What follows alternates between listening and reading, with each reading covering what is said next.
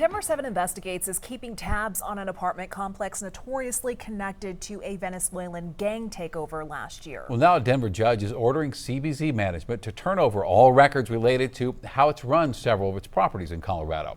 The story was first reported by our news partner, the Denver Post. Now, you will recall these properties made national headlines when that doorbell camera video captured 6 armed men entering an apartment unit in the troubled Edge of Lowry complex, and then a fatal shooting there in August. CBZ Management claimed its complexes were taken over by Tren de Aragua, but many residents pointed the finger at a long list of code violations, including mice infestations, piles of garbage around the building.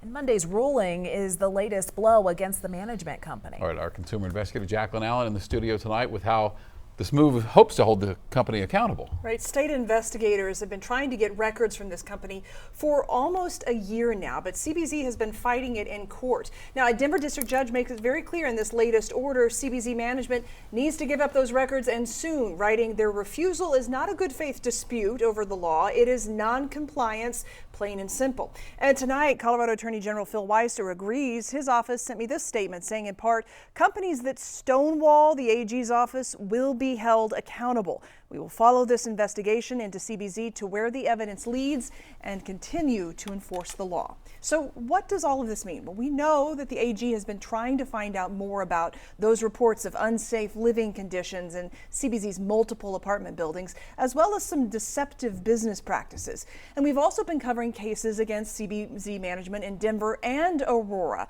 Arrest warrants have been issued in both cities for the owners not showing up in court. Tenants' rights advocates tell me the order demanding CBZ turn over those records sends a very clear message. Kelly Reeves is one of the attorneys on the class action case against CBZ that is also moving forward in the courts.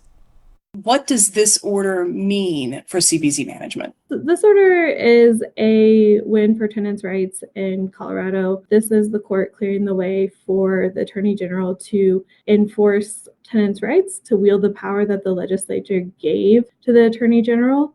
Tenants have had rights on paper for a long time. We're starting to see those rights in practice. CBZ now has 2 weeks to hand over all of the records to the Attorney General's office. So we reached out to the company by email. They have not responded to our request for comment. So right now we know there are many wheels in motion. We'll keep tracking what happens to this company and also to the people living in these apartments. For Denver 7 Investigates, I'm Jacqueline Allen.